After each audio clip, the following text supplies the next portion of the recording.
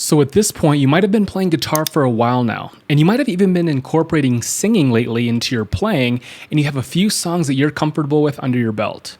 From the day you picked up your very first guitar and learned your first couple of chords, you've maybe had the ambition to one day get up on stage and perform live to some sort of scale. And more recently, you've maybe even considered performing at your local bar's open mic night, or maybe you've had an opportunity to play a little house gig for your very first show.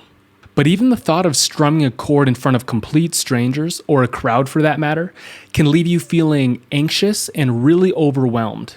Today, I'm going to go in depth with you on the steps that I would personally take, steps that I kind of took, but at the same time wish I had done a little bit differently to help you get on stage and perform at your very first gig with as little nerves as possible and to make you feel really comfortable and confident from the jump. My very first pointer is to get as much practice as you can performing in front of people you're comfortable with. So this might just mean simply one person, maybe it's a family member or a friend, maybe it's a group of people. I always kind of tell people before I ever performed live on stage or at a venue, there was a lot of times where I just performed in front of family, whether it was on holidays or get-togethers, just because people kind of knew that I played guitar. And I think that's a really great thing that shouldn't be overlooked. It's an awesome first step, just getting comfortable playing in front of somebody so you can kind of get used to having people watch you or listen to you. And usually if you can get through that very first step, you're definitely on your way to being able to conquer the final step, which is playing in front of crowds. I find that if people don't take this very first step too seriously, and people just have this ambition to just go play on a stage at a venue in front of a bunch of people, that thought eventually will catch up to you because it's a very big leap. You're pretty much just jumping the gun right away, and that can ultimately turn you away from performing in general. You're just going to feel the nerves. You're going to just start getting anxiety right when you think about it. But instead, just having fun with the instrument, performing what you've been practicing or feel really good about in front of people you already know is just a great, great step in the beginning. Lastly, when it comes to performing or practicing in front of people you're comfortable with, try your best to make it a regular thing.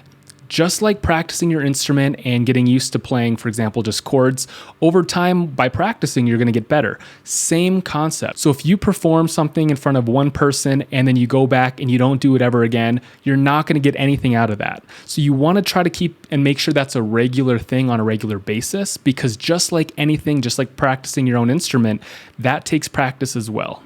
Once you feel good about this and you're ready to take on the next step, I think that looking for or performing at a local open mic night is a great idea. I think this is great because in many cases, there's going to be other people there lined up to perform that night as well along with you that might be in the same mindset or spot that you are when it comes to just wanting to build your performing chops or your performance chops to be able to play in front of more people eventually. Another reason I think this is great is because typically during an open mic night, you are allowed a couple of songs. This can be maybe 3 songs, maybe 5 songs, depending on how many people are there to perform. And this allows you to laser focus on your mini set list that night. So if you only get 3 songs, you want to come with your A game, you want to come with your best 3 songs ready to go. And this ultimately will make you feel a little bit more comfortable and a little bit more prepared compared to if you had to play 20 songs and the majority of them you didn't feel too comfortable with. You can really laser focus on just a couple of songs for your open mic night. One thing that a lot of people don't really consider is, in my instance, if you want to get into solo acoustic performing or performing as a duo or even a band, you're going to be in charge of having your own gear and usually backups of your own gear. And sometimes, like in my instance, I'm also running my own sound, having a soundboard, PA speakers, all of that stuff. When you come to an open mic night, odds are the venue that's hosting it has a sound system ready to go. So for the musicians, it's really easy. You can literally just bring your guitar typically, and I'm sure there's a community mic. I think that's kind of gross, but you can also bring your own microphone and maybe a backup cable, and that's literally it. You can bring 3 things to an open mic night and perform.